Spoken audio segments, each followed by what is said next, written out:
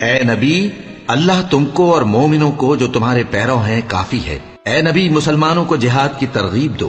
اگر تم میں 20 آدمی ثابت قدم رہنے والے ہوں گے تو 200 کافروں پر غالب رہیں گے، اور اگر 100 ایسے ہوں گے تو 1000 پر غالب رہیں گے، اس لیے کہ کافر ایسے لوگ ہیں کہ کچھ بھی سمجھ نہیں رکھتے۔ اب اللہ نے تم پر سے بوجھ ہلکا کر دیا اور معلوم کر لیا کہ ابھی تم میں کسی قدر کمزوری ہے، بس اگر تم میں 100 ثابت قدم رہنے والے ہوں گے تو وہ 200 پر غالب رہیں گے، اور اگر 1000 ہوں گے تو اللہ کے حکم سے 2000 پر غالب رہیں گے، اور اللہ ثابت قدم رہنے والوں کا مددگار ہے۔ پیغمبر کو شایع نہیں کہ اس کے قبضے میں قیدی رہیں جب تک کافروں کو قتل کر کے زمین میں کثرت سے خون نہ بہا دے۔